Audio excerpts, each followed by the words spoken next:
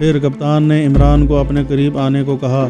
جب عمران اس کے قریب گیا تو کپتان نے عمران کے کندھے کو تھپتھپاتے ہوئے کہا، تم بڑے طاقتور نوجوان ہو، کیا تم اپنے ملک میں کمانڈو فورس میں تھے؟ عمران نے کہا، نہیں، میں کمانڈو فورس میں نہیں تھا، لیکن میں نے کمانڈو ٹریننگ لے رکھی ہے، مجھے کمانڈو بننے کا بچپن سے ہی شوق تھا۔ کپتان نے کہا، آج سے تم میرے چیف باڈی گارڈ ہو۔ اس کے بعد کپتان نے ڈک پر بے ہوش ہوئے پڑے سکھ باڈی گارڈ کی طرف ہاتھ کا اشارہ کر کے جاکی سے کہا، اسے اٹھا کر سمندر میں پھینک دو۔ جاکی نے دوسرے باڈی گارڈز کو اشارہ کیا، انہوں نے اسی وقت بے ہوش باڈی گارڈ کو بازوؤں اور ٹانگوں سے پکڑ کر اٹھایا اور ڈک کے جنگلے کے پاس جا کر سمندر میں پھینک دیا۔ کپتان نے عمران سے کہا، ایک اسٹین گن لے لو، آج سے یہ تمہاری گن ہے۔ عمران نے اسٹین گن اٹھائی اور کپتان کا شکریہ ادا کیا۔ کپتان جاکی کو لے کر نیچے جانے والے زینے کی طرف بڑھا۔ عمران اب اس کا چیف باڈی گارڈ تھا، وہ اس کے ساتھ ساتھ چل رہا تھا۔ عمران کو جہاز کے نیچے ڈیک میں ایک علیحدہ چھوٹا کیبن دے دیا گیا۔ کپتان عمران کی دلیری سے بڑا خوش ہوا تھا۔ اسی رات جہاز نے لنگر اٹھا دیا اور سمندر میں روانہ ہو گیا۔ عمران نے بھی کپتان کا اعتماد حاصل کرنا شروع کر دیا تھا، وہ اسی طرح وہاں سے فرار ہو سکتا تھا۔ کپتان نے بھی عمران کو بہت پسند کیا۔ جہاز بہت رسوس رفتاری سے چل رہا تھا۔ دوسرے دن عمران کپتان کے کیبن کے باہر اسٹین گن لیے پہرا دے رہا تھا۔ کپتان نے اسے اندر بلایا اور کہا، امی، میں نے تمہیں اپنا چیف باڈی گارڈ بنا دیا ہے، تمہیں یہاں ہر طرح کی سہولت میسر ہوگی، لیکن اس کے عوض تمہیں مجھے کچھ لکھ کر دینا ہوگا۔ تم جہاز سے فرار ہونے کی کوشش نہیں کرو گے۔ اگر ایسی کوشش کی اور تم پکڑے گئے تو پھر تمہارا بھی وہی انجام ہوگا جو سکھ باڈی گارڈ کا ہوا ہے۔ کپتان نے کاغذ قلم نکال کر عمران کے سامنے رکھ دیا۔ عمران کو لکھنے میں کیا اعتراض ہو سکتا تھا؟ اس نے اسی وقت لکھ کر دے دیا اور کپتان کا مزید اعتماد حاصل کرنے کے لیے کہا، چیف، اب میری ساری زندگی تمہاری حفاظت میں گزرے گی، تمہاری حفاظت کرتے ہوئے اگر میری جان بھی چلی جائے تو مجھے کوئی غم نہیں۔ کپتان بڑا خوش ہوا۔ اس نے کہا، مجھے تمہارے جیسے بہادر اور وفادار باڈی گارڈ کی ضرورت تھی، جاؤ اور کونے والے کیبن سے اس لڑکی کو میرے پاس لے آؤ جو ہم نے بندرگاہ سے اغوا کی تھی۔ عمران اسی وقت کینٹین سے نکل آیا۔ راہداری کے کونے والے کیبن کا دروازے پر چٹکنی لگی ہوئی تھی۔ وہ دروازہ کھول کر اندر داخل ہوا۔ کیبن میں وہی بد نصیب لڑکی فرش پر سر گھٹنوں میں دیے بیٹھی ہوئی تھی، رو رہی تھی۔ عمران نے کہا، اٹھو، میرے ساتھ چلو۔ لڑکی نے سر اٹھا کر دیکھا، بڑی بھولی بالی چہرے معصوم والی لڑکی تھی، 18 سال کی عمر ہوگی۔ عمران کو دیکھ کر اس نے آنسو بہاتے ہوئے التجا کے طور پر کہا، مجھے گھر پہنچا دو، مجھے گھر پہنچا دو۔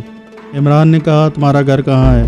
لڑکی شکستہ اردو میں بات کر رہی تھی، اس کا رنگ بھی زردی مائل سانولا تھا۔ عمران یہ معلوم کرنا چاہتا تھا کہ جہاں سے اس لڑکی کو اغوا کیا گیا ہے وہ کون سا ملک ہے اور اس ملک کا کون سا شہر ہے۔ لڑکی نے بتایا کہ وہ کنڈکامی شہر میں رہتی ہے، اس کا باپ بندرگاہ پر محنت مزدوری کرتا ہے۔ عمران نے پوچھا، تمہارا ملک کون سا ہے؟ لڑکی نے بتایا وہ سری لنکا کی رہنے والی ہے۔ تب عمران کو معلوم ہوا کہ جہاز رات کو سری لنکا کے شمال مغرب میں کنڈامالی شہر کی بندرگاہ کے قریب سمندر میں رکا ہوا تھا۔ اس کا مطلب تھا کہ ان کا جہاز بھی سری لنکا کے ساحل کے ساتھ ساتھ 40 میل کے فاصلے پر آزاد پانیوں میں سفر کر رہا تھا۔ 40 میل تک کسی ملک کے سمندر کی حدود ہوتی ہے، 40 میل کے بعد آزاد سمندر شروع ہو جاتا ہے، مگر رات کی تاریکی میں ان سمندری لٹیروں کا جہاز سری لنکا کے سمندری حدود میں کافی اندر تک آ چکا تھا۔ عمران نے لڑکی سے کہا، تمہارا نام کیا ہے؟ اس نے اپنا نام رتناولی بتایا۔ عمران نے کہا، میں کپتان کا باڈی گارڈ ہوں، میں تمہاری کوئی مدد نہیں کر سکتا، میرے ساتھ چلو، تمہیں کپتان نے بلایا ہے۔ لڑکی وہیں بیٹھی رہی۔ عمران نے اسے بازو سے پکڑا اور اٹھا کر اسے کھینچتا ہوا کپتان کے کیبن میں لے گیا۔ کپتان نے شراب پینی شروع کر دی تھی۔ لڑکی کپتان کی شکل دیکھتے ہی بے ہوش ہو کر دھڑام سے گر پڑی۔ اسے ہوش میں لانے کی لاکھ ترکیب کی گئی لیکن ہوش میں نہ آئی۔ کپتان نے عمران سے کہا، امی، اسے کیبن میں واپس لے جاؤ، تھوڑی دیر بعد اسے دیکھتے رہنا، جیسے اسے ہوش آئے تو اسے میرے پاس لے آنا۔ عمران لڑکی کو اٹھا کر اس کے کیبن میں واپس لے گیا۔ لڑکی بے ہوش تھی۔ اس نے لڑکی کو کیبن کی برتھ پر لٹا دیا اور کیبن کو باہر سے بند کر کے کپتان کے پاس آ گیا۔ اس نے کپتان سے بات کرنا شروع کر دی۔ وہ کپتان کی بہادری کو یوں ہی تعریفوں میں ظاہر کر رہا تھا۔ کپتان بڑا خوش ہوا۔ عمران کا اس کا اعتماد حاصل کرنا بہت ضروری تھا۔ اس نے باتوں ہی باتوں میں معلوم کر لیا کہ ان کا جہاز سری لنکا کے ساحل کے ساتھ ساتھ جا رہا ہے۔ اور آج رات سری لنکا کی جنوب مغربی بندرگاہ ٹرنکامالی کے قریب رکے گا۔ کپتان نے کہا اس بندرگاہ کے اسٹور میں ہماری اطلاع کے مطابق قیمتی ہیرے جوہرات رکھے ہوئے ہیں جو آسٹریلیا کے ایک سوداگر کی ملکیت ہیں اور جنہیں دوسرے سامان کے ساتھ 2 دن بعد آسٹریلیا روانہ کیا جائے گا۔ ہمارے آدمی وہ ہیرے اڑا کر لے آئیں گے۔ ان کی مالیت لاکھوں امریکی ڈالر ہے۔ عمران نے وہیں فیصلہ کر لیا کہ وہ اسی رات جہاز سے فرار ہو جائے گا۔ یہ اس کے لیے ایک آخری موقع تھا کیونکہ اس کے بعد کچھ پتہ نہیں تھا کہ جہاز آگے کس ملک کی طرف نکل جائے گا۔ ابھی وہ سری لنکا کے ساحل پر ہی تھے اور عمران سری لنکا سے واپس اپنے ملک پاکستان یا ہندوستان جا سکتا تھا۔ عمران کے ذہن میں ایک سکیم آئی۔ اس نے کپتان سے کہا سر جس وقت جہاز رات کی تاریکی میں لنگر انداز ہوگا تو اس وقت اس کا امکان ہے کہ جہاز کے ملاحوں میں کوئی فرار نہ ہو جائے۔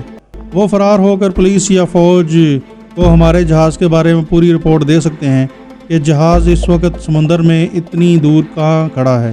کپتان بولا ہاں تم ٹھیک کہتے ہو، ایسا ہو سکتا ہے، یہ ملاح بڑے حرامی ہیں۔ عمران نے کہا سر مجھے اجازت دیں کہ جب ہمارے آدمی بندرگاہ پر جوہرات اڑانے کے لیے جائیں تو جہاز کے ڈیک پر پہرا دوں اور ان کی نگرانی کرتا رہوں۔ کپتان نے فوراً کہا یہ تو بڑی اچھی بات ہے، میں تمہیں اجازت دیتا ہوں اور اس بات کی بھی اجازت دیتا ہوں کہ اگر کوئی باغی ملاح فرار ہونے کی کوشش کرے تو اسے گولی مار کر اڑا دو۔ عمران نے کہا ٹھیک ہے سر، ایسا ہی ہوگا۔ ہر کام عمران کی سوچی ہوئی اسکیم کے مطابق ہو رہا تھا۔ آدھی رات کو جہاز سمندر میں ایک جگہ لنگر انداز ہو گیا۔ اس کے فوراً بعد جیکی نے 6-7 سمندری ڈاکوؤں کو اپنے ساتھ لیا اور کشتی میں سوار ہو کر ٹرنکامالی بندرگاہ کی طرف روانہ ہو گیا۔ عمران کپتان کی ہدایت کے مطابق پہرا دینے کی غرض سے جہاز کے ڈک پر آ کر چل پھر رہا تھا، پہرا دینے اور ملاحوں کی نگرانی کرنے لگا جو ڈک کے فرش پر ادھر ادھر پڑے سو رہے تھے۔ اسے معلوم تھا کہ جیکی ڈاکہ مارنے جس مہم پر اپنے آدمی لے کر گیا ہے وہ تقریباً 4-5 گھنٹوں سے پہلے جہاز پر واپس نہیں آئے گا۔ 2 گھنٹے تو سمندر میں کشتی کے ذریعے آنے جانے میں لگ جائیں گے۔ جب سمندری لٹیروں کی کشتی سمندر کے اندھیروں میں گم ہو گئی تو عمران ہوشیار ہو گیا۔ اس کے ایکشن کا وقت آ گیا تھا۔ اسے علم تھا کہ عرصے پر کہاں کہاں کشتیاں لٹکی ہوئی ہیں۔ ان میں سے ایک کشتی کے عقب میں ڈیک کے ساتھ لٹکی ہوئی تھی۔ وہ ٹہلتا ٹہلتا اس کشتی کے پاس چلا گیا۔ ڈیک پر گہری خاموشی تھی، نیچے لوور ڈیک میں بھی اندھیرا تھا۔ ڈاکہ مارنے سے پہلے جہاز کے تمام روشنیوں کو بجھا دیا جاتا تھا یا پھر ڈھانپ دیا جاتا تھا تاکہ دور سے کسی جہاز کو دیکھا نہ جا سکے۔ جہاز کے عقب میں بھی گہرا اندھیرا تھا۔ عمران کشتی کی رسی کھولنے لگا تو اچانک اسے لڑکی کا خیال آیا جس کو وہ کمرے میں ایک اندھیرے میں چھوڑ کر آیا تھا۔ وہ جانتا تھا کہ لڑکی ایک محنت کش باپ کی شریف بیٹی ہے اور اگر اسے اس جہاز سے فرار نہ کرایا گیا تو یہ لوگ اس کی زندگی برباد کر دیں گے اور پھر خدا جانے کس ملک کے کس فحاشہ خانے میں یہ بیچاری عبرت کی موت مرے گی۔ بس عمران نے ایک دم فیصلہ کر لیا، وہ لڑکی کو بھی اپنے ساتھ لے جائے گا۔ جلدی سے دبے پاؤں زینہ اتر کر لڑکی کے کیبن میں گیا۔ لڑکی جاگ رہی تھی، لڑکی سہمی ہوئی تھی اور اب اس نے آواز دے کر پوچھا کون ہے؟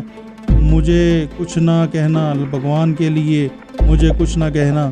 عمران نے اس کے قریب ہو کر کہا خاموش رہو اور میرے ساتھ چلو، میں تمہیں یہاں سے نکالنے آیا ہوں۔ لڑکی کے بدن میں جیسے ایک دم طاقت آ گئی، وہ جلدی سے اٹھ کر کھڑی ہو گئی اور عمران نے آہستہ سے کہا میرے پیچھے پیچھے دبے پاؤں چلی آؤ، خبردار کوئی آواز مت کرنا۔ وہ لڑکی کو لے کر ڈیک پر آ گیا۔ ڈیک پر ملاح اس طرح بے حسود سوئے ہوئے تھے کہ جیسے ان کو کوئی ہوش ہی نہ ہو۔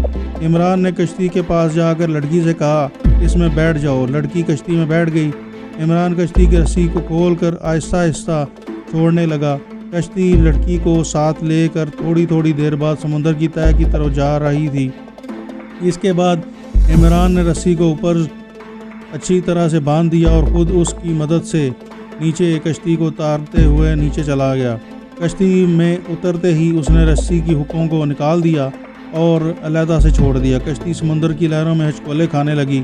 عمران نے چپو سنبھالنے اندھیرے میں کشتی کو جہاز سے دور لے جانے لگا۔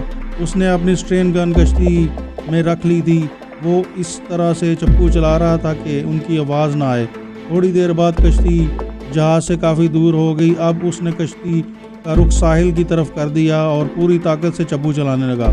کشتی ساحل کی طرف جانے لگی۔ جیسے جیسے کشتی سمندر کے ساحل کے قریب ہو رہی تھی، سمندر کی موجیں اپنے زور میں ساحل کی طرف لے جانے لگی۔ یہ لہریں ساحل کے قریب تیز رفتار ہو جاتی تھی۔ اب عمران کو چپو کی مدد سے کشتی کو آگے لے کر جانے کی ضرورت نہیں تھی۔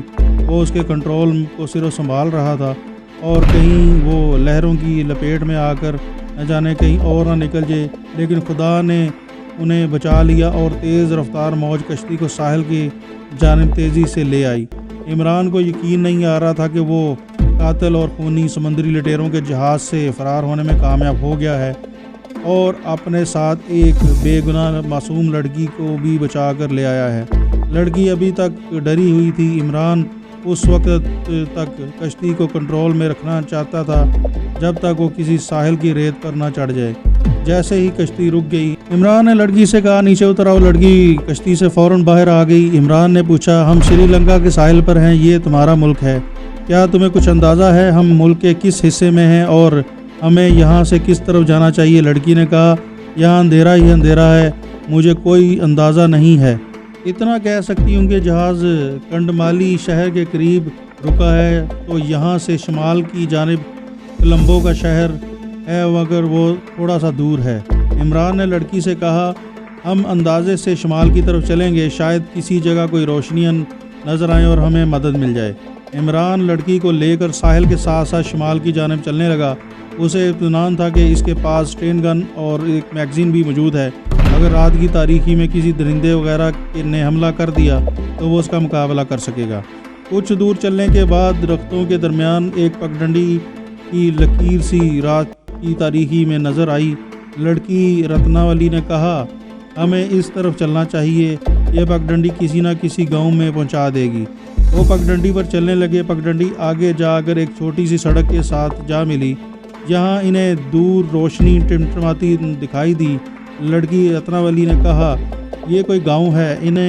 انہوں نے تیز تیز چلنا شروع کر دیا۔ روشنی کے قریب پہنچے تو معلوم ہوا کہ یہ کوئی گودام ہے جس کے بند دروازے کے اوپر بجلی کا ایک بلب لگا ہوا ہے۔ ارد گرد کوئی انسان نہیں تھا، کوئی آبادی بھی نہیں تھی۔ رتناولی نے ایک طرف دیکھتے ہوئے کہا اس طرف چلتے ہیں، وہ ناریل کا ذخیرہ لگتا تھا۔ لڑکی اسی سرزمین کی رہنے والی تھی، وہ اس سرزمین کے تمام اسرار اور رموز کو جانتی تھی۔ کہنے لگی جہاں ناریل کے درختوں کا ذخیرہ ہوتا ہے وہاں ناریل کی چھال اتارنے اور چھال کی رسیاں بنانے والی مشینیں ضرور لگی ہوتی ہیں اور ان مشینوں کی حفاظت کے لیے کوئی نہ کوئی چوکیدار ضرور ہوتا ہے۔ لڑکی کا اندازہ بالکل صحیح نکلا۔ جب وہ ناریل کے ذخیرے میں آئے تو وہاں درختوں کے نیچے جگہ جگہ ناریل کے اور ناریل کی چھالوں کے ڈھیر لگے ہوئے تھے اور ان کے درمیان ایک 3-4 مشینیں بھی لگی ہوئی تھی۔ کونے میں ایک جھونپڑی بھی تھی جس کے باہر دھیمی سی روشنی والا بلب جل رہا تھا۔ رتناولی نے کہا اس جھونپڑی میں کوئی نہ کوئی چوکیدار ضرور ہوگا۔ وہ دونوں جھونپڑی کے پاس آئے تو دیکھا کہ جھونپڑی کا تو کوئی دروازہ ہی نہیں تھا، اس کے اندر چارپائی پر کوئی چادر تانے سو رہا تھا۔ رتناولی نے جھونپڑی میں جا کر اس آدمی کو اٹھا دیا، وہ چوکیدار ہی تھا۔ آنکھیں ملتا ہوا اٹھا، اس نے سنہالی زبان میں جو کہ سری لنکا کی زبان ہے کچھ پوچھا۔ لڑکی نے سنہالی زبان میں ہی جواب دیا۔ چوکیدار جلدی سے اٹھ کر جھونپڑی سے باہر آ گیا۔ اس نے عمران سے ہاتھ ملایا اور شکستہ ہندی میں بولا جھونپڑی میں آ جاؤ۔ جھونپڑی میں آ کر لڑکی رتناولی نے چوکیدار کو اپنی ساری داستان غم سنائی۔ چوکیدار نے بڑی عقیدت بھری نگاہوں سے عمران کو دیکھا اور ایک بار پھر مسکراتے ہوئے اس سے ہاتھ ملایا۔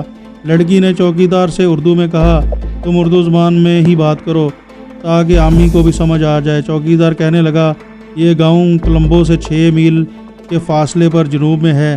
گاؤں یہاں 10 میل سے پر ہیں مگر یہ راستہ جنگل میں سے ہو کر گزرتا ہے جو بہت خطرناک ہے۔ تم لوگ ادھر میرے جھونپڑے میں رات بسر کرو، صبح گاؤں چلے جانا۔ کیا اس گاؤں سے کوئی ریل گاڑی کولمبو جاتی ہے؟ چوکیدار بولا نہیں، گاؤں میں کوئی ریل گاڑی یا ریلوے اسٹیشن نہیں ہے مگر وہاں تمہیں لاری ضرور مل جائے گی جو تمہیں اولنگا قصبے کے اسٹیشن پر پہنچا دے گی۔ اولنگا سے تم کولمبو والی گاڑی پر چلے جا سکتے ہو۔ عمران نے چوکیدار سے کہا میرے پاس انڈین کرنسی میں کچھ روپے ہیں، یہ کرنسی تو یہاں تبدیل ہو جائے گی نا۔ چوکیدار بولا اولنگا کے لاری اڈے پر تمہیں کوئی کرنسی تبدیل کرنے والا مل ہی جائے گا، تم انڈین کرنسی اس کو دے دو گے، وہ تمہیں سری لنکن کرنسی دے دے گا۔ وہ رات انہوں نے اس جھونپڑی میں ہی بسر کی۔ صبح صبح رتناولی اور عمران چوکیدار کا شکریہ ادا کرنے کے بعد گاؤں کی طرف چل پڑے۔ 2-1 میل کے بعد ایک جنگل آ گیا۔ یہ جنگل زیادہ گھنا نہیں تھا، ناریل اور تار کے بے شمار درخت تھے، مگر درختوں کے تنے پتلے اور اوپر تک چلے گئے تھے، بالکل ستونوں کی طرح کے تھے کہ درمیان میں چلنے کے لیے کوئی راستہ نہیں تھا۔ ایک پگڈنڈی لوگوں کے آنے جانے کے لیے بن گئی تھی، وہ اسی راستے پر چل رہے تھے۔ دن کی روشنی چاروں طرف پھیلی ہوئی تھی، آسمان صاف دکھائی دے رہا تھا۔ ایک جگہ انہیں کچھ مزدور درختوں کے نیچے بیٹھے ہوئے رسیاں بناتے ہوئے نظر آئے، وہ ان کے قریب سے گزر گئے۔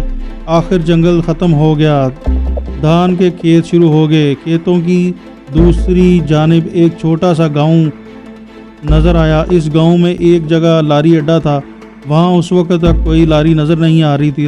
رتناولی چونکہ وہاں کی زبان جانتی تھی، اس نے آدمی سے پوچھا تو اس نے بتایا کہ ایک لاری اولنگا قصبے کی طرف ابھی آ کر گئی ہے، اب 1-2 گھنٹے کے بعد دوسری لاری آئے گی، وہی واپس جائے گی۔